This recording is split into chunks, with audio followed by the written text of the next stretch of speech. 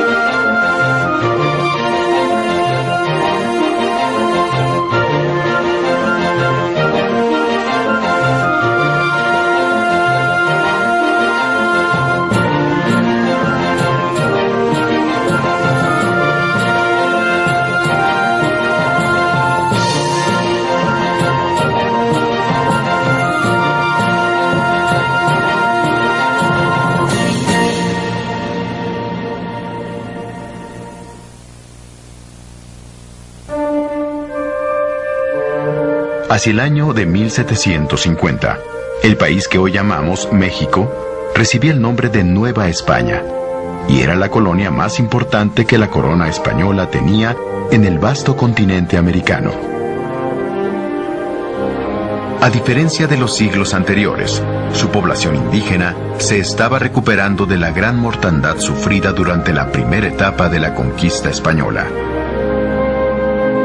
Asimismo, después de más de 200 años de mestizaje, se había disuelto en buena medida la drástica distinción entre indios y españoles. Aunque las diferencias económicas entre un grupo y otro continuaban siendo evidentes.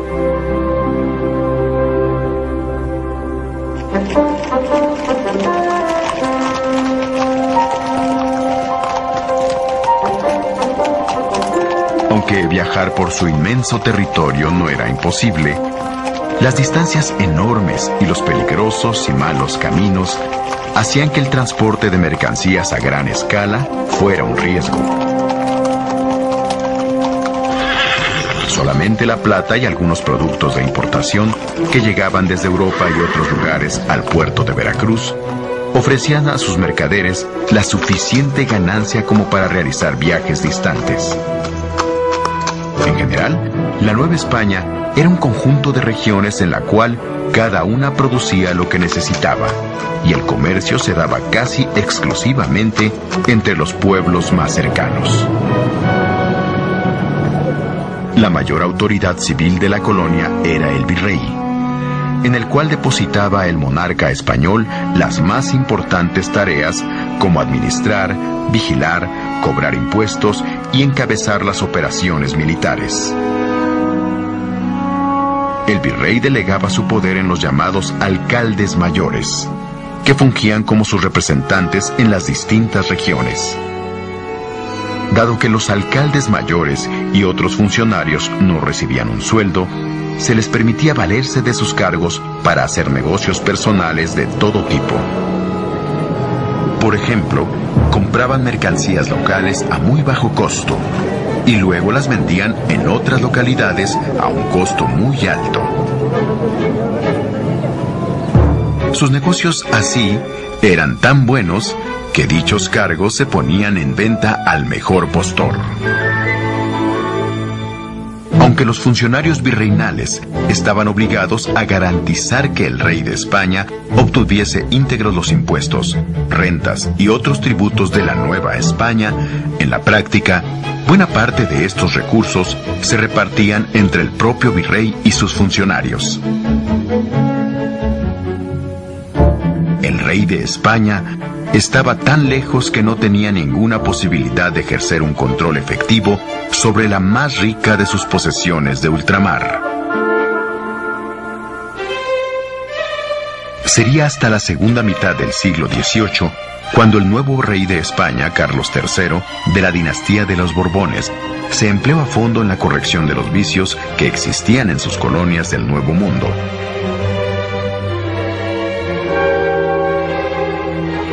Inspirados en las ideas del llamado despotismo ilustrado, igual que muchos reyes europeos, los Borbones cambiaron su forma de gobernar, construyendo un gobierno autoritario y eficiente, obsesionado con la idea de extraer cada vez más riquezas de los territorios bajo su dominio. La voracidad repentina del Estado español, además de seguir las ideas de moda, obedecía a causas de verdadera emergencia. Debilitada por la contundente derrota en la llamada Guerra de los 7 Años, donde perdió el territorio de la Florida a manos de los ingleses, la corona española veía amenazadas el resto de sus posesiones coloniales. Además de los ingleses que en el Caribe ya habían invadido Cuba, también los indios apaches y los colonos europeos y estadounidenses en el norte de la Nueva España amenazaban con tomar posesión de territorios que la corona no podía defender cabalmente. Sacar dinero y recursos de donde fuese, y en el menor tiempo posible para fortalecer el imperio, serían desde entonces los propósitos más importantes de la política española en sus dominios de América. A estas políticas se les conocería como las reformas borbónicas.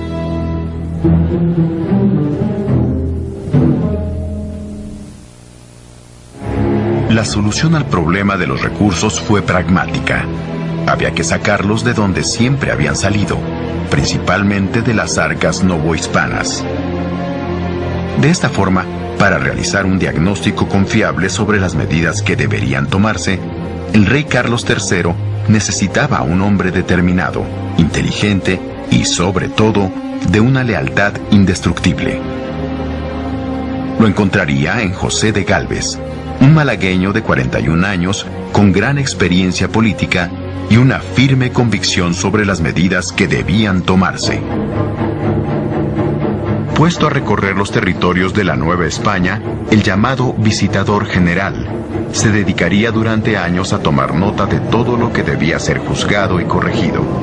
Lo mismo en el terreno económico que en el político y el militar.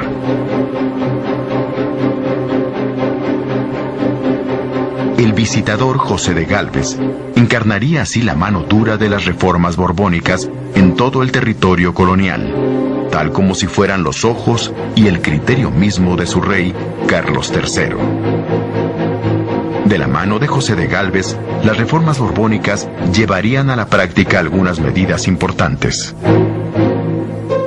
Por ejemplo, el cobro de más impuestos a un número mayor de personas, el nombramiento de funcionarios leales al rey que no le defraudaran a la hora de cobrar y enviar los recursos, y finalmente, el monopolio por medio de los llamados estancos reales, de la explotación de ciertos productos muy apreciados en la Nueva España, tales como la pólvora, el tabaco, los naipes y el pulque.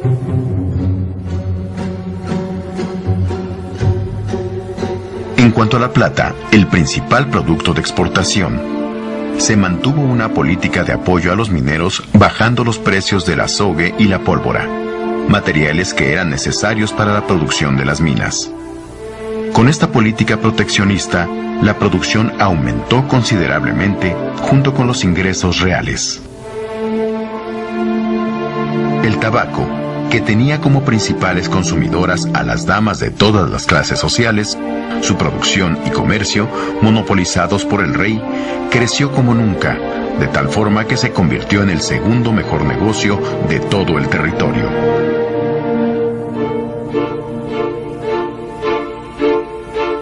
Asimismo, dispondrían con audacia la legalización del aguardiente y ordenarían su venta a través del estanco real. dado que la fabricación de aguardiente había sido considerada ilegal, sin que esto impidiera que muchos lo produjeran y consumieran. El monopolio de este licor por la monarquía aseguró una nueva y muy atractiva fuente de ingresos.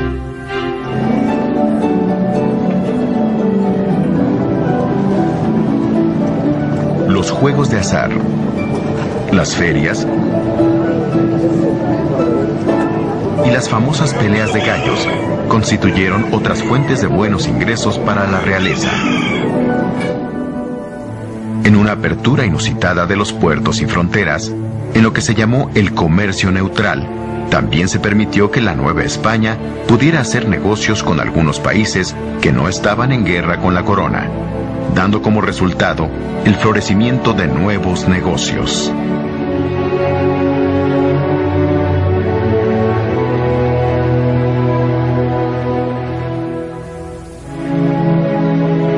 La determinación de José de Gálvez por imponer las reformas borbónicas le llevaría también a desmantelar el viejo sistema de gobierno y privilegios. En el nuevo esquema gubernamental, el territorio novohispano se dividió en 12 grandes regiones llamadas intendencias reales, que dieron una nueva organización a la Nueva España. Para gobernarlas, se sustituyó a los antiguos alcaldes mayores por funcionarios que con el nombramiento de intendentes deberían tomar las decisiones más importantes en lo que tocaba a la economía, la justicia y la acción militar. A diferencia de los alcaldes mayores, los intendentes se encontraron sujetos a un sueldo fijo, debían obediencia estricta al monarca y estaban impedidos para lucrar por cuenta propia. Esta organización territorial, a pesar de que causó en un principio conflictos por la fijación de fronteras entre las intendencias, sirvió de base, tiempo después, para la conformación de los estados que hoy constituyen la República Mexicana.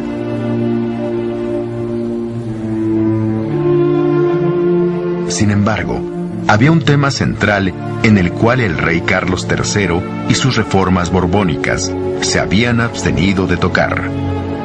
Se trataba de la religión y del enorme poder de la Iglesia en la Nueva España. En 1767, un decreto real ordenó la expulsión de la Orden de los Jesuitas de la Nueva España y de todas sus colonias en América.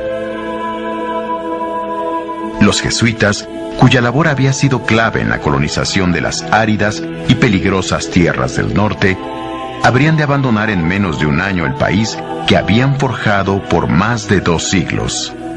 Su gran influencia como educadores revolucionarios, su negativa a obedecer al rey de España antes que al Papa, y su desdén por las políticas oficiales, terminarían enfrentándolos al monarca.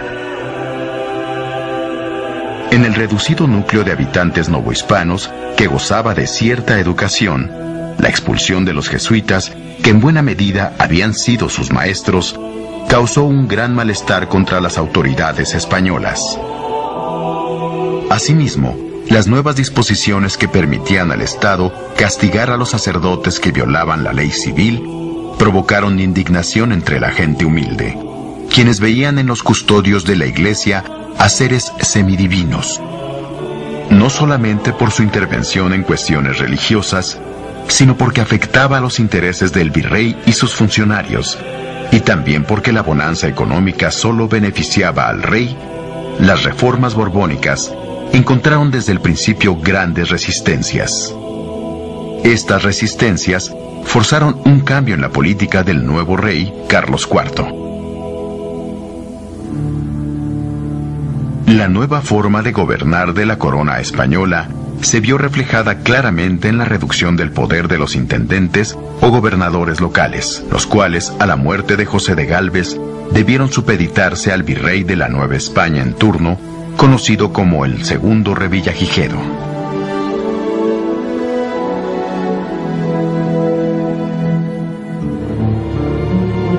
Para los primeros años del siglo XIX, podía decirse que el principal propósito de las reformas borbónicas en la Nueva España se había cumplido.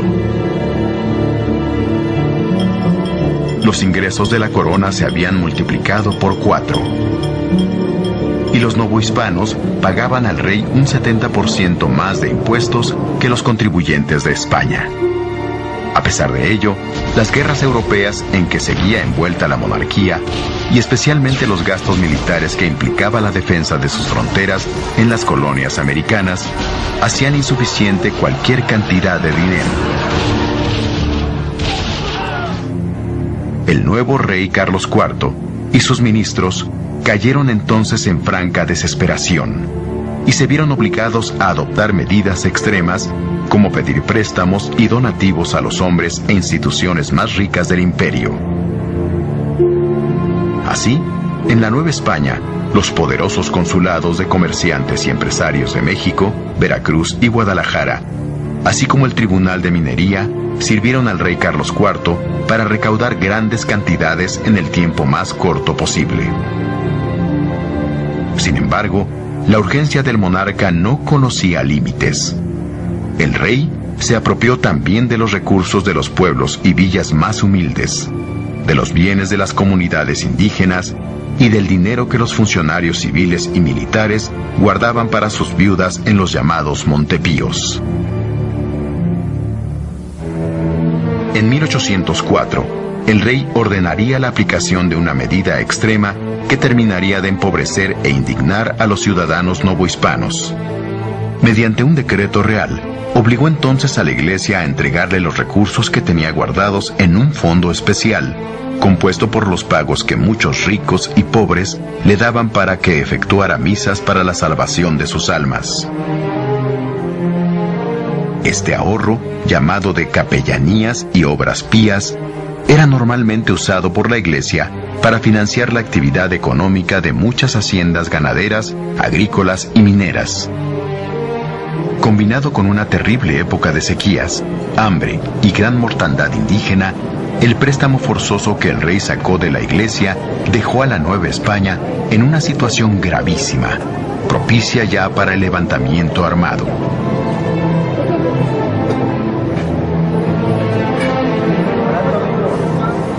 Pero, ¿quiénes pensaban ya en una revolución de independencia? Durante el medio siglo de las reformas borbónicas, se había afirmado entre los criollos, o españoles nacidos en América, la convicción de pertenecer a un país distinto, con tradiciones y talentos propios, que necesitaba urgentemente darse un gobierno propio. La idea de evitar con la independencia el constante abuso de las autoridades españolas iría propagándose a lo largo y ancho del país. Irónicamente, el espíritu que animaba las reformas borbónicas, exaltación de la razón, del conocimiento y del antidogmatismo, contribuiría a la creación de un ambiente propicio para las ideas revolucionarias.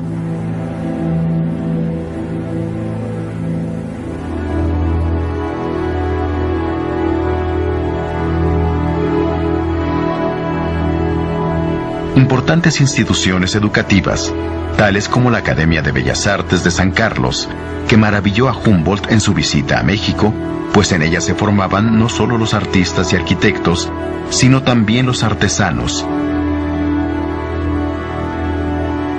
Así como el Colegio de Minería, verdadera vanguardia de la ciencia y las técnicas, si bien fueron creaciones de los reyes borbónicos, se volvieron cada vez más símbolos de orgullo local para refutar aquello que se decía en España, que tratándose de cultura, no se hacía nada en América que valiera la pena.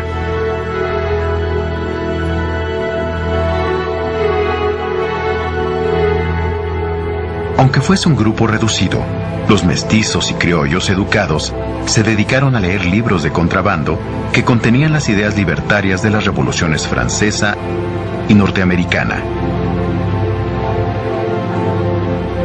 Ante la preocupación creciente del Estado español, las palabras libertad, progreso y nación comenzaron a circular por todas partes. Muy pronto, los debates sobre la necesidad de mayores libertades y de independencia para los novohispanos se hicieron comunes. Pero no era solamente esa parte educada de la población la que estaba consiguiendo una identidad cultural propia. especialmente en el norte, la formación de las llamadas milicias provinciales, destinadas a defender las fronteras del imperio y compuestas por hombres comunes de esos lugares, fortalecieron la convicción de que era posible valerse por cuenta propia sin la arrogante autoridad española. Aunque ese sentimiento de identidad tenía un tinte local, más que nacional, la sensación de ser algo más que simples vasallos del rey de España echaría raíces por doquier. Si bien las reformas borbónicas significaron un auge en la economía mexicana que no se volvería a lograr hasta aproximadamente 100 años después, durante el Porfiriato, el tremendo despojo de recursos que llevó a cabo la corona española significó también el principio de la ruina de la economía nacional durante el México independiente.